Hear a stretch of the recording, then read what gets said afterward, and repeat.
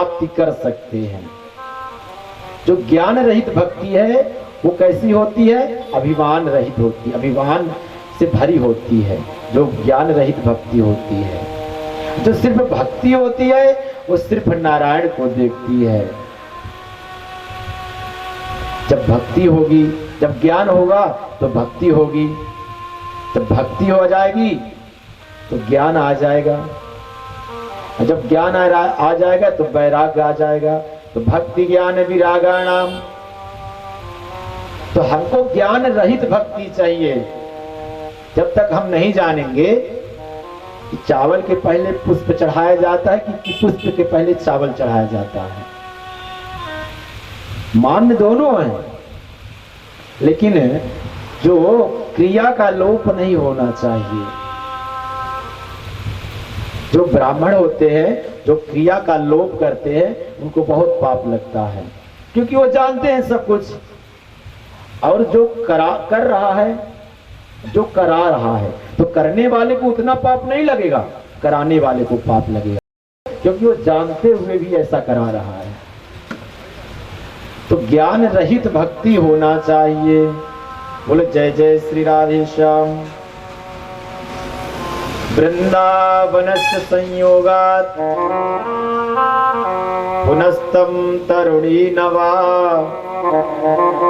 धन्यं वृंदावनम तेन भक्तिर्नेत्र्यति यत्र च। आप इसका कुछ उपाय करिए हे मुनिवर। आप ये जो मेरे दोनों पुत्र हैं इनको चेत अवस्था में लाने के लिए आप कुछ उपाय करिए। नारद जी कहते हैं ठीक है मैया, ये उपाय मैं जाता हूँ, मेरे पास तो उपाय नहीं है, फिर भी मैं संतों के पास जाता हूँ, आपके बालकों का उपाय पूछता हूँ। और भगवान नारद जी जाते हैं, कहाँ जाते हैं? सनकादि मुनीश्वरों के पास, और कहते हैं कि हे प्रभु, मैं सारे तीर्थों में गया लेकिन मुझे कोई ऐसा उपाय नहीं बताया, आप बताइए। सनकादि मुनीश्वर कहते हैं वो आपके ही पास है, और आपने पहले ही इसका उपदेश दे चुके हैं। मेरे पास है? हाँ, आपके ही पास है। सनकादि मुनीश्वर कहते हैं आपके ही पास है। वो कैसे है? बोले चतुश्लोकी जो भागवत ब्रह्मा जी ने, नारायण ने ब्रह्मा को प्रदान किया, ब्रह्मा जी ने नारद जी को प्रदान किया, नारद जी ने सनकादि मुनीश्वरों को प्रदान किया, सनकादि मुनीश्वरों ने व्यास जी को प्रदान किया, व्यास जी ने सुखदेव जी को प्रदान किया, सुखदेव जी ने राजा परीक्षित को प्रदान किया। ऐसे सनई सनई इस धरा पर आ गई और यहाँ पर बह चली ज्ञानमयी गंगा, यहाँ पर हर व्यक्ति के पास जाने लगी। बोले जय जय श्री राधे श्याम। और इस कलयुग से सिर्फ बचने के लिए एक ही उपाय है, क्या?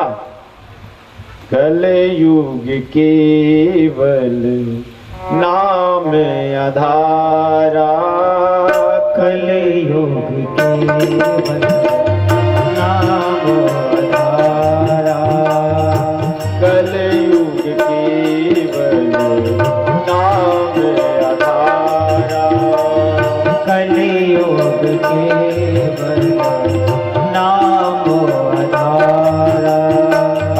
सुमीर सुमीर नर उतरहि पारा, सुमीर सुमीर नर उतरहि पारा, कलयुग केवल नाम आधारा, कलयुग केवल नाम आधारा। सुमिर सुमिर उतरहि पारा, सुमिर सुमिर उतरहि पारा। कलयुग में सिर्फ नाम ही आधार है। कलयुग केवल नाम आधारा। भगवान नाम से ही आप सागर को पार कर सकते हैं। एक बार क्या हुआ कि हनुमान जी को लंका जाना था। कहा? लंका, सीता जी के पास। तो हनुमान जी कहने लगे प्रभु मैं कैसे जाऊं? तो वहां पर जामवंत जी, अंगद, बाली, अंगद आदि जामवंत थे। तो कहने लगे सिर्फ एक ही उपाय है। वो क्या? भगवान का नाम। भगवान के नाम से ही इस सागर से आप पार हो सकते हैं। भगवान के नाम बिना इस सागर से पार आप नहीं हो सकते। जब आप भगवान का नाम लेते जाएंगे तो आप एक घड़ी आधी में पुण्याय और तुलसी संगत साधु की हरे कोटि अपराध।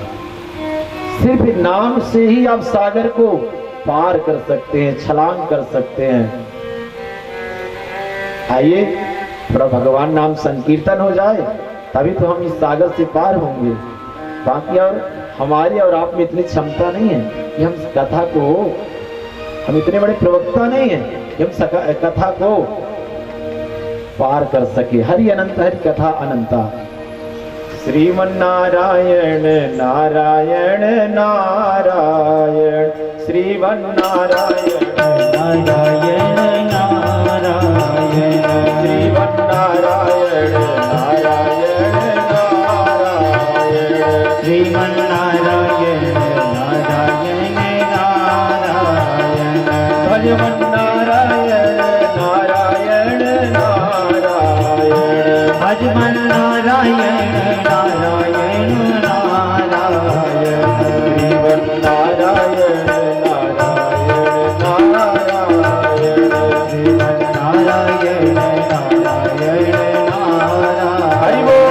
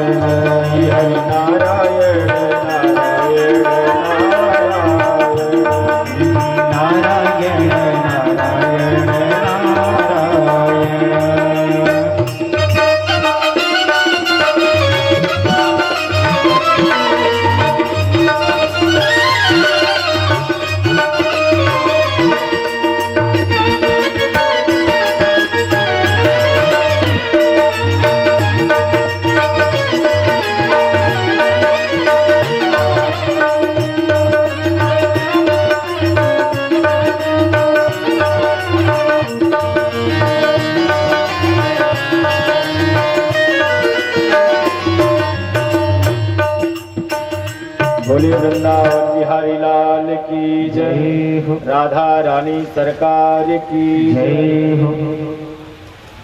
यत् फलम नास्ति तपसा न योगेन समाधिना, तत्फलम लभते सम्यक कलो के सब कीर्तना। नारद जी कहते हैं, हे मैया यत् फलम नास्ति तपसा न योगेन समाधिना तत्फलम लभते सम्यक कलौ केशव कीर्तनात्। हे भक्ति महारानी, हे मैया, यत् फलम, यहां पर इस कलयुग में यत् फलम नास्ति तपसा, तपस्या करने वाला, न योगिन समाधिना, न समाधि में जाने वाला, तत्फलम लभते सम्यक कलौ केशव कीर्तना, तपस्या आदि ध्यान लगाने से उतना जल्दी भगवान प्रसन्न नहीं होते हैं जितना जल्दी कीर्तन से प्रसन्न होते हैं। यत् फलम नास्ति तपसा न योगेन समाधिना तत्फलम लभते सम्यक कलौ केशव कीर्तनात्। इस कलयुग में भगवान का गुणानुवाद करने वाला, भगवान का संकीर्तन करने वाला, गान करने वाला ही इस कलयुग से पार हो सकता है। और नारद जी भक्ति माता को उपदेश देते हुए जयति जगति माया यस्य काया धवस्ते वचन रचन मेकम केवलम चातिलय्या ध्रुव पद्मपियातो यत्र पातो ध्रुवोयम सकल कुशल पात्रम ब्रह्मपुत्रम नतास्मि।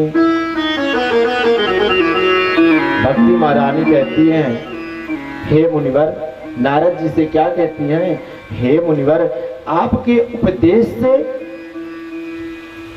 यस्य काया धवस्ते वचन रचन में कम, आपके इस मुखार बिंदों से भक्त ध्रुव जैसे भक्त को वैकुंठ की प्राप्ति हुई। प्रहलाद जैसे भक्त को आपने ऐसा उपदेश दिया, साक्षात नारायण उनके सिर पर हाथ रख दिए। आप तो परम ज्ञानी हैं, आप तो मानस पुत्र हैं और बड़े नारायण के बड़े प्रिय भक्त हैं। अच्छा, जो भगवान का भक्त होता है, आप कभी गृहस्थ करना, उसके मुख से कभी किसी की बुराई नहीं होगी, कभी वो किसी की बुराई नहीं कर सकता है जो नारायण का भक्त होगा, क्योंकि उसके मुख में सिर्फ नारायण का ही उच्चारण होता है। जैसे एक पुत्र के कारण अजामिल कितना बड़ा भक्त हो गया, कितना बड़ा पापी था, लेकिन अपने पुत्र के कारण उसकी भक्त में गिनती आने लगी, सिर्फ नारायण नाम उच्चारण से। तो भक्ति महारानी कहती हैं, आप तो बहुत दयालु हैं, आपने कितनों को उपदेश दिया और भगवान की प्राप्ति करा दी। बोलिए राधे राधे। और ऐसा उपदेश दे ही रहे थे कि ज्ञान और वैराग्य कुछ क्षण के लिए मूर्छा से उठते और फिर उसी तरह अचेत अवस्था में हो जाते। समय बीतता गया, उद्यमा सफलस्तेयम भविष्यति न संशया। नारद जी उपदेश दे रहे थे, सनकादिक ऋषि उपदेश दे रहे थे नारद जी को, तो भविष्यति न संशया। सनकादिक ऋषि कहते हैं इसमें शंका करने की कोई जरूरत नहीं है। भविष्यति और भविष्य में संशय करने की कोई जरूरत नहीं है, ये तो साक्षात नारायण है।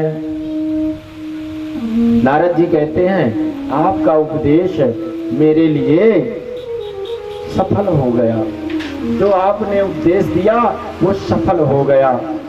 तत् गोस्वामी तुलसीदास जी क्या कहते हैं, तपबल रचे प्रपंच विधाता। तप से, तप के कारण कितना बड़ा फल प्राप्त होता है। ऐसा है, एक विद्यार्थी होता है, जब वो 1 साल पढ़ता है और जब परीक्षा देने जाता है और जब रिजल्ट खुलता है तब उसका तब पता लगता है कि वो 1 साल में कैसा था, कैसी पढ़ाई किया। तपबल रचे प्रपंच विधाता तपवल विश्व सकल जग त्राता, तपवल रुद्र करे संघारा, तपवल शेष धरे महिधारा। तप के बल से रुद्र भगवान शिव नारायण के तप से, नारायण के नामोच्चारण से संहार करते हैं। और तप के बल से ही शेषनागरी इस धारा को अपने फन के ऊपर धारण किए हुए हैं। वो कौन सा तप है? हम आप सब जानते हैं वो कौन सा तप है, और वो सब तप यही है, श्रीमद् भागवत महापुराण।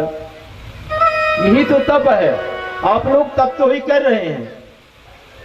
ये जो 3 घंटे की कथा हो रही है, आप लोग इतना तप कर रहे हैं कि किसी के पास इतना भी टाइम नहीं है। अभी भी कोई आने में सोचता होगा कि मैं जाऊं कि ना जाऊं, जाऊं कि ना जाऊं, लेकिन उसको आना ही पड़ेगा। भगवान की कृपा हुई तो हनुमान जी उसको यहाँ पर खींच के लाएंगे। बोले राधे राधे। श्रीमद् भागवतालापा सातु गीता सुकादिभी। नारद जी कहते हैं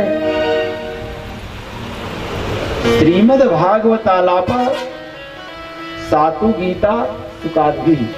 वेद वेदांत घोषे से गीता पाठेर मुहुर मुहुर।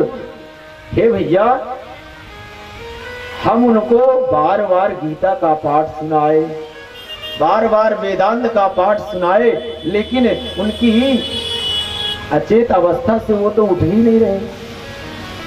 सनकादि मुनि कहते हैं अब इस बार आप श्रीमद् भागवत की कथा श्रवण कराइए, अवश्य ही वो अचेत अवस्था से चेत अवस्था में आ जाएंगे। बोले राधा रानी सरकार की जय हो।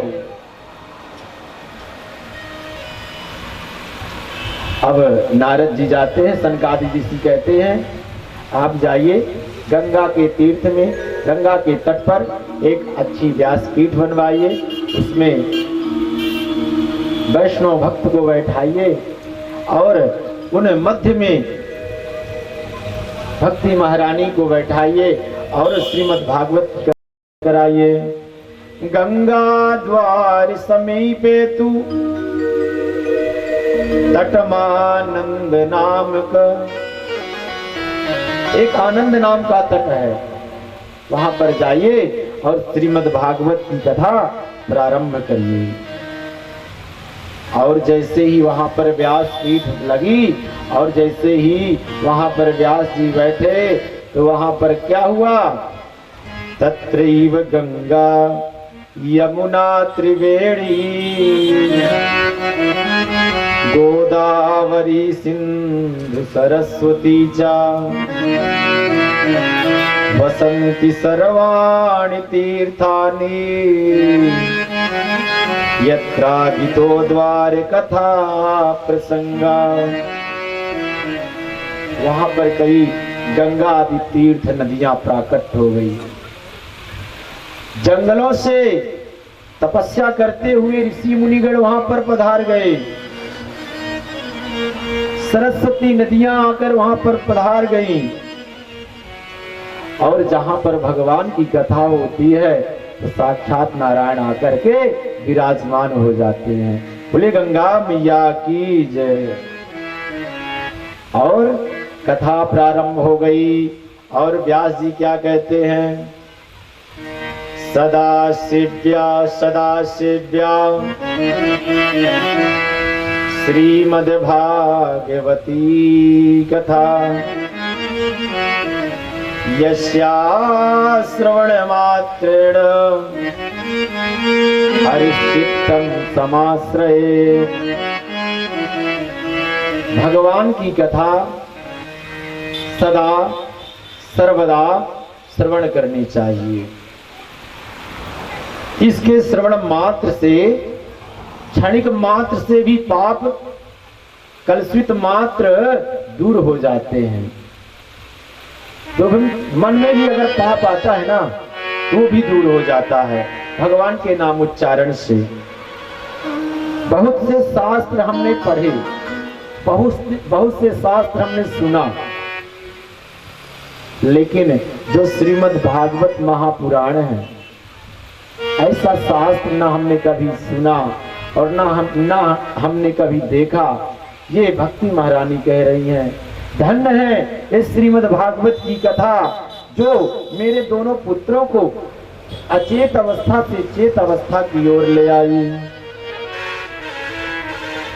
जन्मान मात्रेमप्येन सठेन किंचित चित्तम विदाय सुख शास्त्र कथा न पीता। चांडाल वक्ष खरवद्भुत तेन नीतम मिथ्यम सजन्म जननी भव दुख भाजा। ये कैसे कैसे पापियों को तारती है। आज जन्म मात्र मप्येन सठेन किंचित, कितने भी जन्म का पापी क्यों ना हो, अगर वो प्रेत योनि में है उसको भी तारने की सामर्थ्यता है। कैसे कैसे पापी, चांडाल अवस्था में घूमता भ्रमण करता हुआ, किंचित मात्र का भी पाप किया हुआ, मिथ्यम स्वजन्म जननी भव दुख भाजा। कितना भी बड़ा पापी क्यों ना हो उसको भी तारने में श्रीमद् भागवत कथा सामर्थ्यवान है। ऐसे श्रीमद् भागवत की कथा सदा सर्वदा श्रवण करनी चाहिए और हम लोग तो श्रवण ही कर रहे हैं। मैं आपको बार बार यही कह रहा हूं कि आप बड़े सौभाग्यशाली हैं कि आप यहाँ पर श्रीमद् भागवत की कथा श्रवण कर रहे हैं। जिसने संपूर्ण जीवन में पाप किया हो, बार बार पाप करता हो, देहे स्थिमान सरुधिरे भीमतिम तजत्वम, ये जो हमारा हड्डी मांस रुधिर का ये जो शरीर है इससे पाप ही तो होता है। हम जाने या अनजाने में पाप करते रहते हैं, फिर भी जब हम भागवत की कथा को श्रवण करते हैं तो सारे पाप नष्ट हो जाते हैं। कितने दयालु हैं हमारे प्रभु। कहते हैं जो कलयुग में मन में सोचता है वो पाप लगता है, जो मन में सोच लेता है वो पाप क्षण भर में ही लग जाता है। इसलिए मन में ऐसा गलत कभी सोचना ही नहीं है।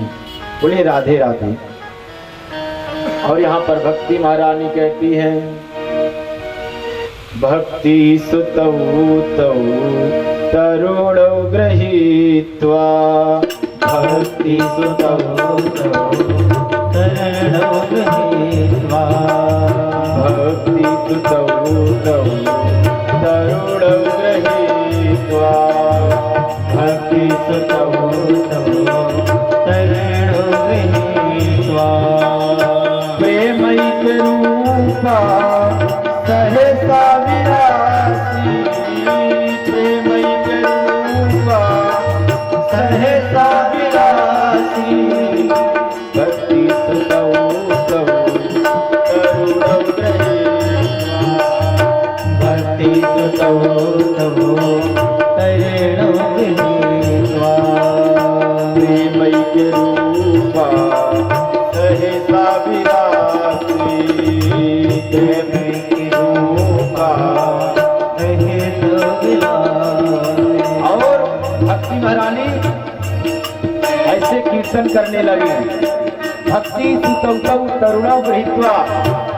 भक्ति महारानी तरुण हो गई, जवान हो गई। जो वृंदावन के यमुना के तट पर बैठी हुई थी तो तरुण हो गई, जवान हो गई। और जो भक्ति महारानी के जो पुत्र हैं ज्ञान और वैराग्य, वो भी नृत्य करने लगे। कैसे? और गान करने लगे,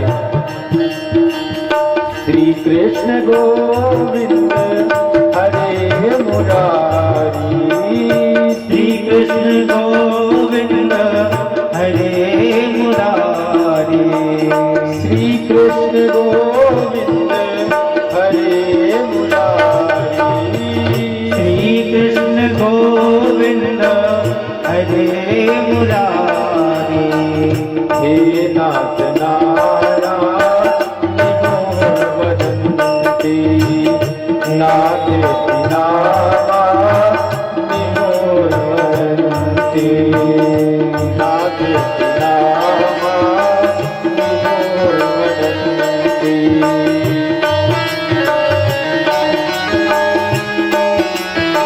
नृत्य करने लगे और नृत्य करते करते क्या कहने लगे?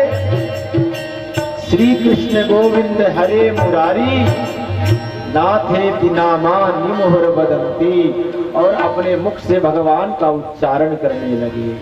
बोले राधा रानी सरकार की जय, भक्ति महारानी की जय। देखिए कितने प्रयास के बाद भक्ति महारानी को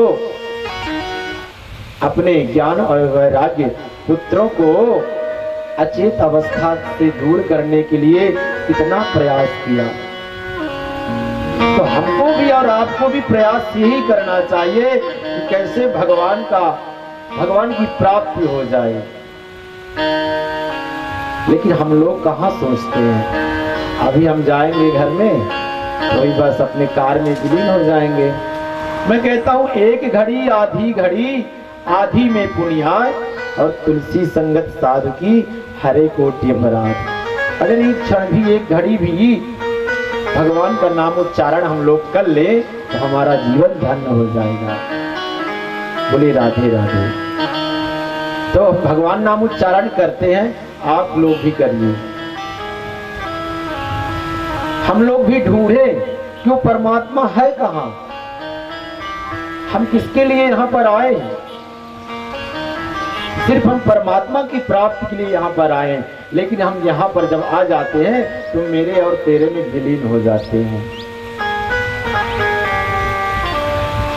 आइए भजन के माध्यम से हम आप लोग सब भगवान को जाने और पहचाने। कैसे ढूंढूं मैं रघुवर बताया आपका, कैसे ढूंढूं मैं रघुवर बताया आपका, कैसे ढूंढूं मैं रघुवर बताया आपका, कैसे ढूंढूं मैं रघुवर बताया आपका, कैसे ढूंढूं मैं रघुवर बताया आपका, कैसे ढूंढूं मैं रघुवर बताया आपका, कैसे ढूंढूं मैं रघुवर बताया आपका, कैसे ढूंढूं मैं रघुवर बताया आपका, कैसे ढूंढूं मैं रघुवर बताया आपका, कैसे ढूंढूं मैं रघुवर बताया आपका। हरि बोल।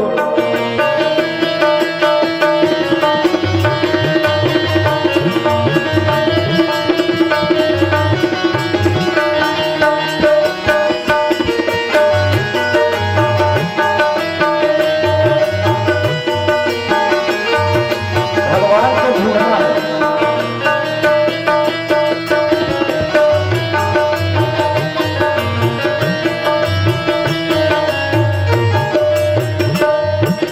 हमारा और आपका मन भटकता बहुत है, इधर उधर घूमता रहता है।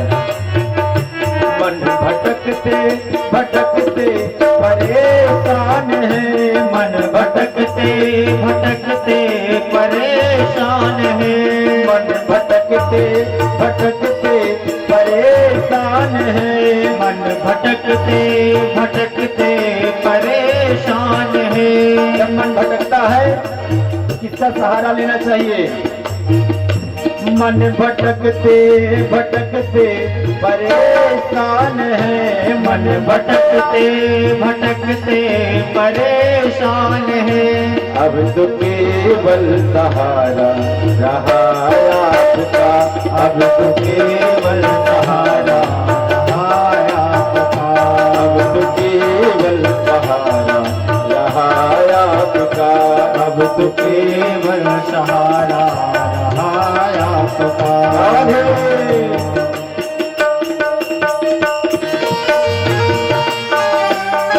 हरि बोल।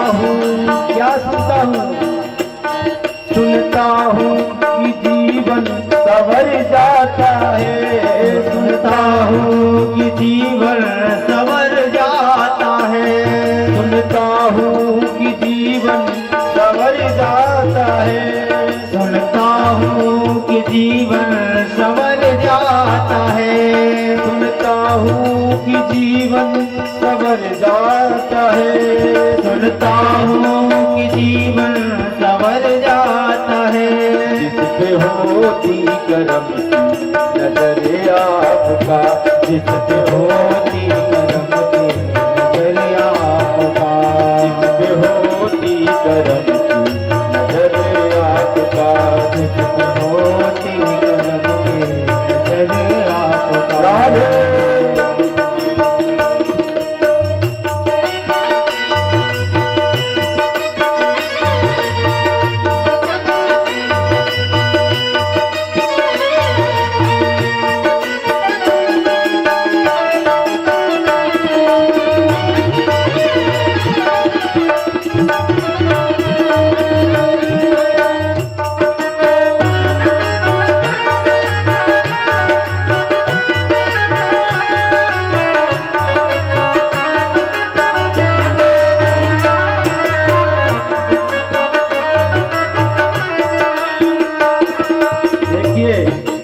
जब तक भगवान की कृपा नहीं होती, भगवान की नजर से नजर नहीं मिलती, तब तक कृपा नहीं होती है।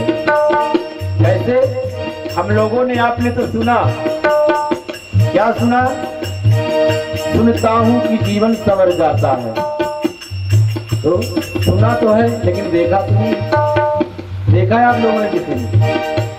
सुनता हूँ कि जीवन संवर जाता है, सुनता हूँ कि जीवन संवर जाता है, सुनता हूँ कि जीवन संवर जाता है, सुनता हूँ कि जीवन संवर जाता है।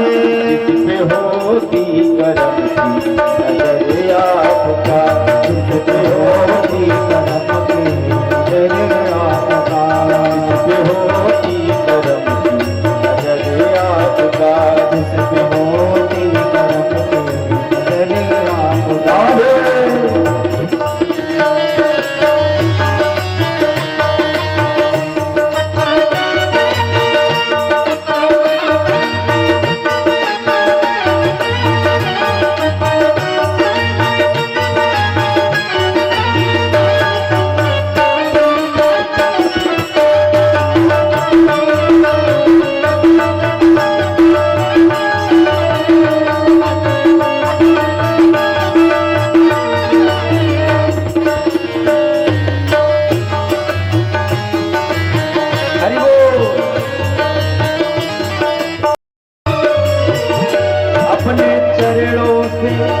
हमको आपको क्या कहना है? अपने चरणों से क्यों दूर रखा मुझे, अपने चरणों से क्यों दूर रखा मुझे, अपने चरणों से क्यों दूर रखा मुझे, अपने चरणों से क्यों दूर रखा मुझे। हम और आप भगवान से ही भगवान की शिकायत कर रहे हैं क्या? अपने चरणों से क्यों दूर रखा मुझे, अपने चरणों से क्यों दूर रखा मुझे, अपने चरणों से क्यों दूर रखा मुझे, अपने चरणों से क्यों दूर रखा मुझे। आपसे ही शिकायत करूं आपका, आपसे शिकायत करूं आपका, आपसे ही शिकायत करूं आपका, आपकी शिकायत करूं आपका। कैसे ढूंढूं मैं रघुवर बताया आपका, कैसे ढूंढूं मैं रघुवर बताया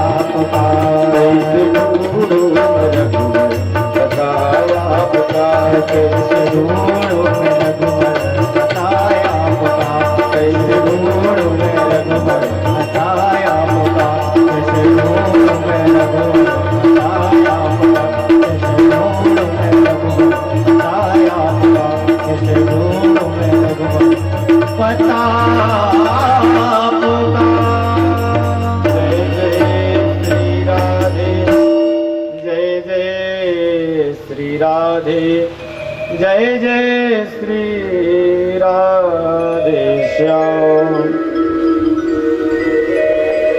सूत जी महाराज कहते हैं, सौनकादि जी महाराज कहते हैं सूत जी महाराज से, हे प्रभु, इस श्रीमद् भागवत कथा श्रवण करने से कैसे कैसे पापी तरते हैं। सूत जी महाराज कहते हैं, ये मानवा पाप कृतस्तु सर्वदा, सदा दुराचारता विमार्गा, क्रोधाग्निदग्धा कुटिलस्य कामिना, सप्ताह यज्ञेन कलौ पुनन्ति ते। हे मानवः पाप कृतस्तु सर्वदा। सूत जी महाराज कहते हैं, ये जो मानव है, ये मानवा पाप कृतस्तु सर्वदा, हमेशा पाप करता हूं, सदा दुराचार रता विमार्गा, दुराचारी हो, क्रोधाग्नि दग्धा, क्रोध करने वाला हो, कुटिल हो, कामी हो, क्रोधाग्नि दग्धा कुटिलस्य कामिना, सप्ताह यज्ञेन कलौ पुनन्ति ते।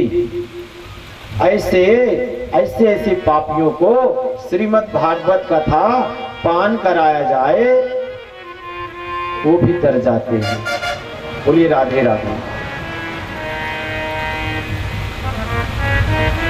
सूत जी महाराज कहते हैं, सुनकादि ऋषियों में एक आपको कथा श्रवण कराता हूं, एक इतिहास बताता हूं। तुंगभद्रा तटेट पूर्वम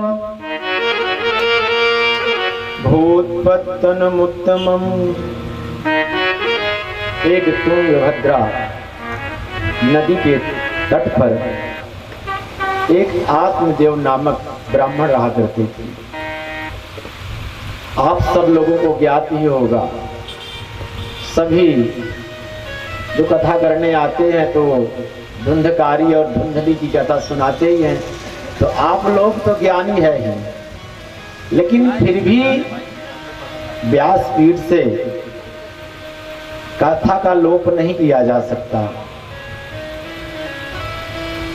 तो आत्मदेव नामक ब्राह्मण, उनकी पत्नी का नाम था धुंधली।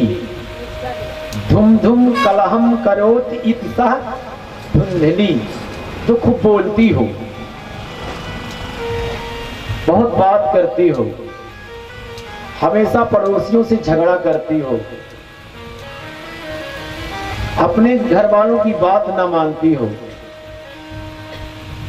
अपने माता पिता की बात ना मानती हो, उसी का नाम धुंधली है। बोलिए राधे राधे। इनके कोई संतान नहीं थी, बहुत दुखी थे आत्मदेव जी। कथा श्रवण कराने जाएं, जो भी वहां से प्रसाद रूप में लाएं, वो भी सड़ जाया करता था। घर में तुलसी का वृक्ष है, पेड़ है, वो भी सूखा हुआ है।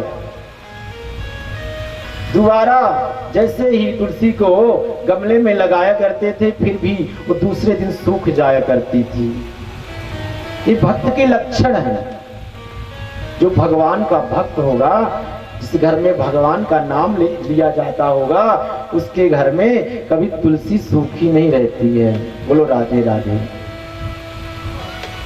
तो आत्मदेव जी बहुत दुखी हो गए, और दुखी जब हो गए तो एक दिन उनके मन में ग्लानि हुई कि मेरे पुत्र नहीं है और मैं किसके लिए सब कुछ कर रहा हूं।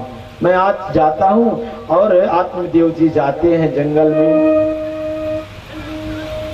और जंगल में जाते ही एक वहां पर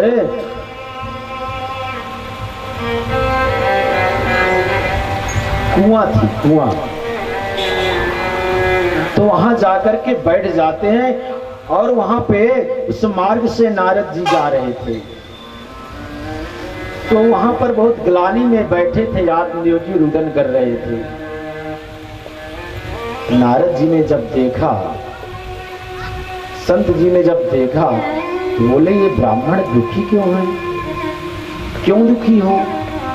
ब्राह्मण जी वहां पर जाते हैं और कहते हैं, आप इतने दुखी क्यों हो ब्राह्मण, आपका नाम क्या है। तो कहते हैं मेरा नाम आत्मदेव है। मेरे पुत्र ना होने के कारण मुझे ग्लानि हुई, और मैं अपनी जान दे दूंगा। जिसके पुत्र नहीं होता, उसकी आत्मा से पूछिए, उसके मन से पूछिए क्या बीतती है। नारद जी कहते हैं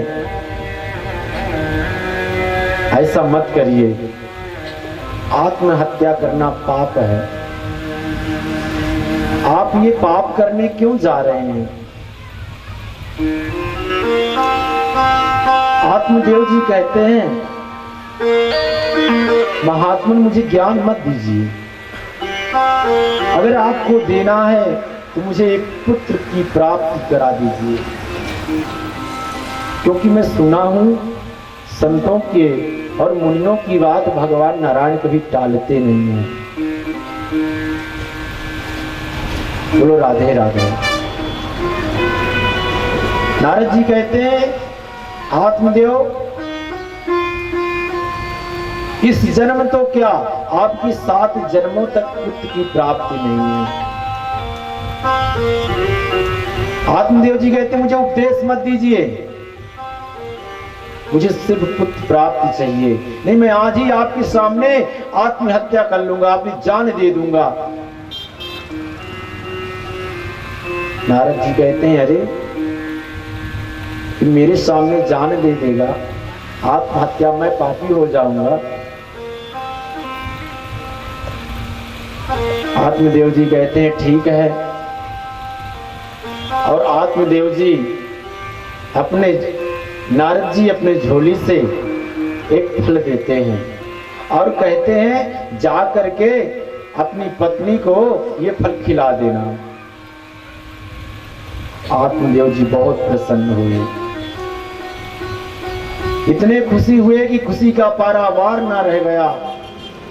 साष्टांग दंडवत प्रणाम करने लगे और वहीं से वापस चले जाते हैं, लौट जाते हैं। और जब घर जाते हैं तो कहते हैं, ओ सुनती हो, ओ कहां, अरे कहां हो, जल्दी आओ। धुंधली कहती है, क्या हुआ, आज बड़ी खुशी लग रहे हो, आज फिर से मुझे ऐसा लगता है कोई मिल गया है आपको। फिर झूठी आशा दे दिया है। ऐसा आत्मदेव जी को धुंधली कह रही है। अरे बोले आओ तो सही, पहले इस फल को खा लो। धुंधली कहती है अभी मैं इस फल को खाऊंगी नहीं, अभी इसको जा करके रख दो। आत्मदेव जी कहते हैं ये रखने वाला फल नहीं है, इसको अभी पान करिए, मेरे सामने करिए। कहती है मेरे पास बहुत काम है, अब इसको आप रख दीजिए। ठीक है, कभी मेरी बात तो मान तो लिया कर, आज तो मेरी बात मान ले। ऐसे वैसे संतों ने नहीं दिया ये फल। ऐसा लग रहा था कि साक्षात नारायण आकर के इस फल को हमको दिए हैं। बोलो राधे राधे।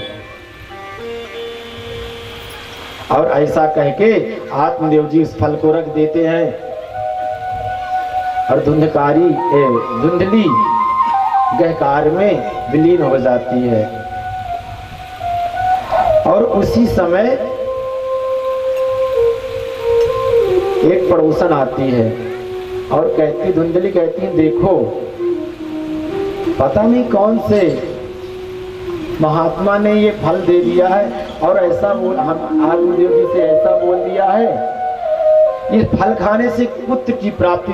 कभी फल खाने से पुत्र की प्राप्ति हुई है क्या?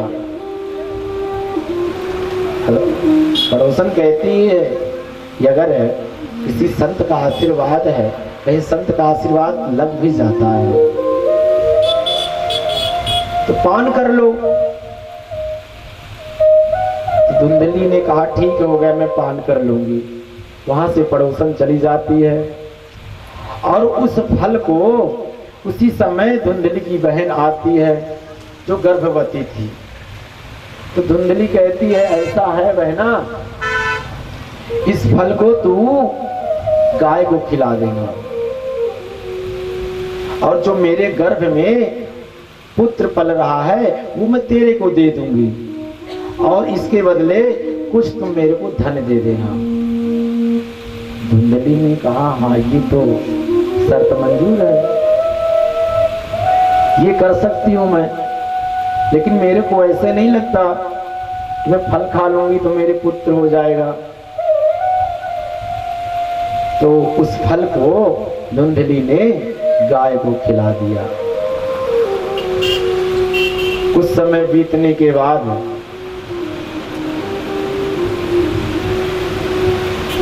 जब धुंधली की बहन के यहाँ पुत्र प्राप्त हुआ और उस चोरी से उस पुत्र को धुंधली की बहन ने धुंधली को रात्रि में जाकर उस पुत्र को दे दिया। बहुत नाटक किया धुंधली ने, इतना नाटक किया कि आजकल कुछ लोगों से ऐसा नाटक होता होगा। कहीं कपड़ा को लगा ले, कहीं तकिए को लगा ले, कहीं किसी चीज से छुपा ले। ऐसा आत्मदेव जी को भ्रम उत्पन्न करने के लिए।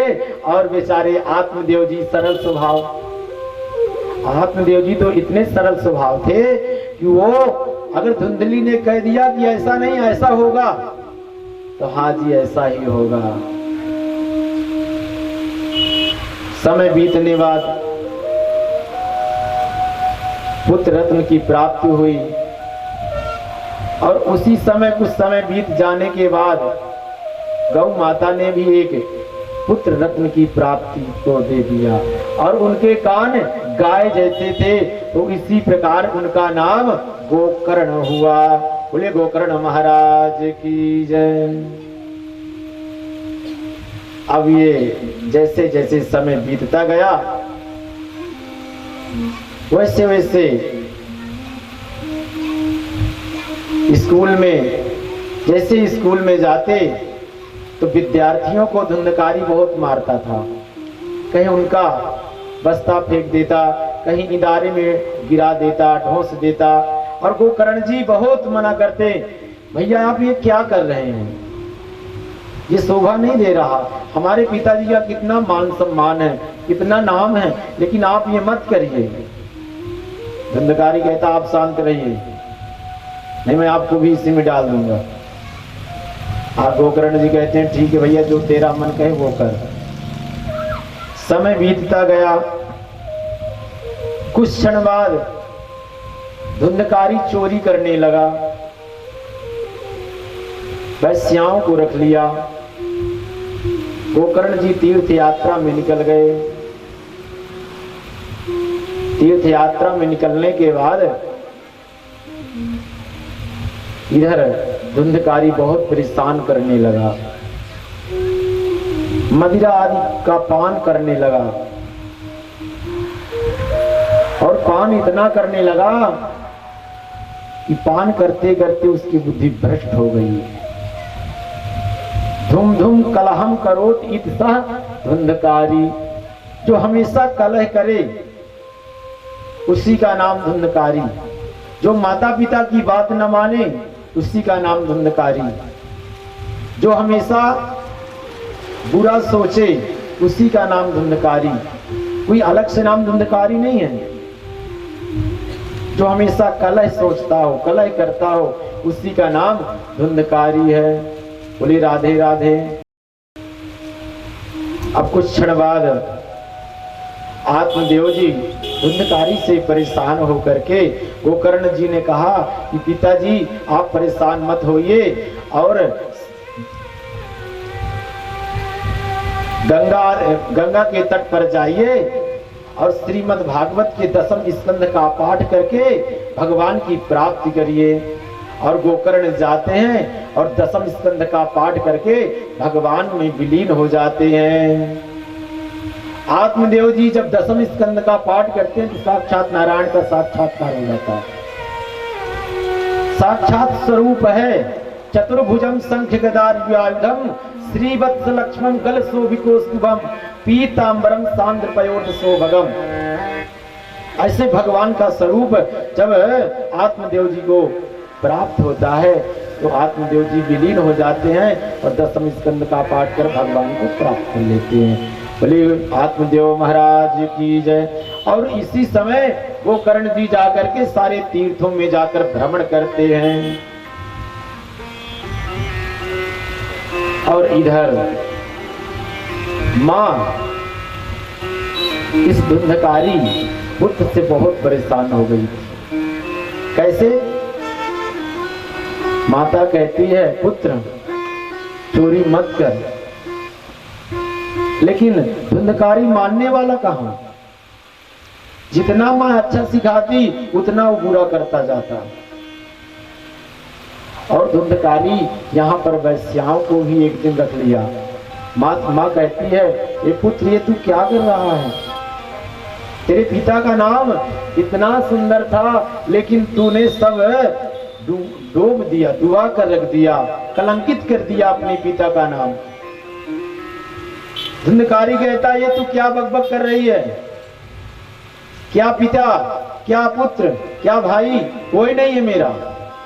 क्योंकि कलयुग सवार है ना, उसके सिर पर कलयुग सवार है, तब ऐसी वाणी निकलती है।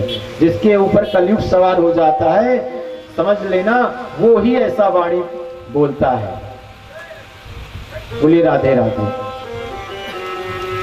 अब माता को यहाँ पर मारने लगा, मां रोने लगी, रुदन करने लगी और कहने लगी पुत्र ये तू क्या कर रहा है? तू मेरे को मार रहा है, जा, मैं कहती हूं कि तेरे जलते हुए अंगारे मुख पर ना लगे तो कहना। अब इधर मां धुंधली कुएं में कूदकर अपनी जान दे देती है। कुछ समय बीतने के बाद जब वैश्याओं को धुंधकारी ने अपने घर में रख लिया तो वैश्याएं कहती हैं अरे ये तो इसके तो इतना ही काम है और तो कोई काम नहीं है। चोरी करना, वैश्यागमन करना। एक दिन क्या हुआ कि धुंधकारी ने राजा के यहाँ चोरी कर लिया।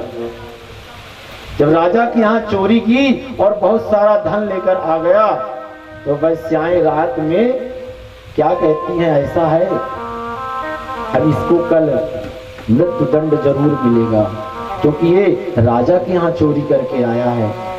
और ऐसा ना हो कि इसके साथ में हमको ही मृत्यु दंड ना मिल जाए।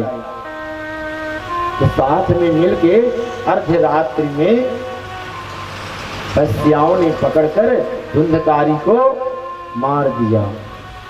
और जैसे ही जैसे ही धुंधली ने बोला था कि जा तेरे को जलते हुए अंगारे तेरे मुख पर पड़ेंगे, तो वैश्याओं ने एक बड़ा सा गड्ढा खोद करके और उसके मुख में आग का अंगारा डालना प्रारंभ कर दिया और वहां पर धुंधकारी की मृत्यु हो जाती है। बोले गोविंदाय नमो नमः, बोले बांके बिहारी लाल की जय। और वहां से वैश्या जो होती हैं बहुत सारा धन लूट करके चली जाती हैं। वैश्याओं का तो रूप ही यही है, आज इधर तो कल उधर तो कल उधर, वो स्थायी जगह रुक नहीं सकती। लेकिन हम अनजाने में इतनी जो गलतियां कर बैठते हैं, तो हमको सावधान एक एक पग हमको फूंक फूंक कर रखना चाहिए। हमसे ऐसी कोई गलती ना हो जाए कि हमको ऐसा प्रायश्चित भोगना पड़े। जो कोई अपने माता पिता की सेवा नहीं करता, जो कोई अपने माता पिता का कहा नहीं मानता, नहीं सुनता, वो हमेशा नरक में जाता है। क्योंकि जो माँ का हृदय होता है ना, बहुत कोमल होता है। माँ का हृदय, संत का हृदय, संत हृदय नवनीत समाना। लोग नवनीत मक्खन की उपाधि दे दिए हैं, मैं तो मक्खन से भी मक्खन की उपाधि दे रहा हूं। उससे भी कोमल माँ का हृदय होता है। मैं भी प्रयागराज से आ रहा था,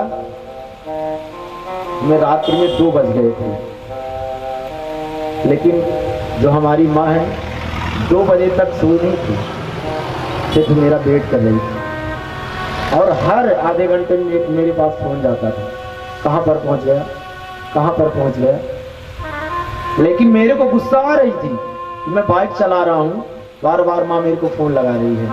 लेकिन मैं महसूस कर रहा था जो माँ की आत्मा है वो मान नहीं रही है। तो माँ का जो हृदय होता है ना, बहुत कोमल होता है।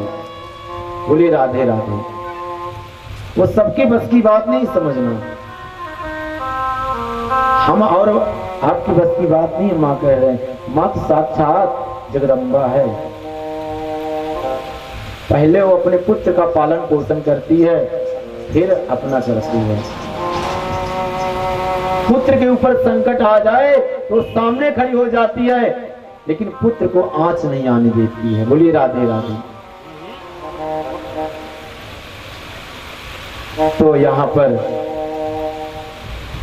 धुंधकारी वैश्याएं चली जाती हैं, धुंधकारी को जमीन में गाड़ देती है। और जब गोकर्ण जी तीर्थ यात्रा से भ्रमण करते रहे और भ्रमण करते करते अपने गांव में प्रवेश किए, और गांव में प्रवेश किए तो देखते हैं कि घर में ताला लटका हुआ है।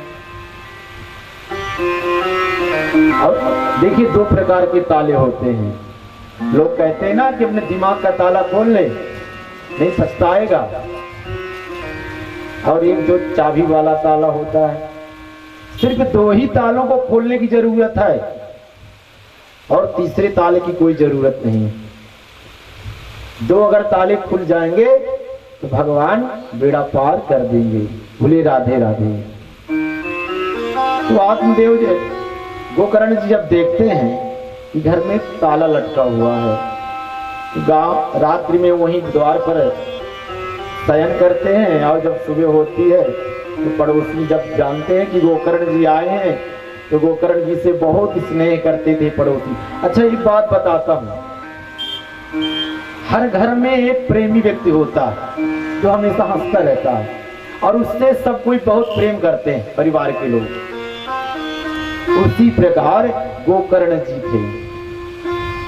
वहां के जितने पड़ोसी थे, जब पता चला गोकर्ण जी आए हैं, गोकर्ण जी तीर्थ स्थलों से आए हैं, तब वहां पर बहुत प्रसन्न हुए, हंसने लगे और दंडाकार गिरने लगे। तो गोकर्ण जी कहते हैं मेरे दंडाकार पहले बाद में करना, पहले इस ताले को खोलो। पड़ोसी आते हैं और उस ताले को तोड़ते हैं और गोकर्ण जी कहते हैं मैं यहीं पे रहूंगा और रात्रि में मैं यहीं पे विश्राम करूंगा।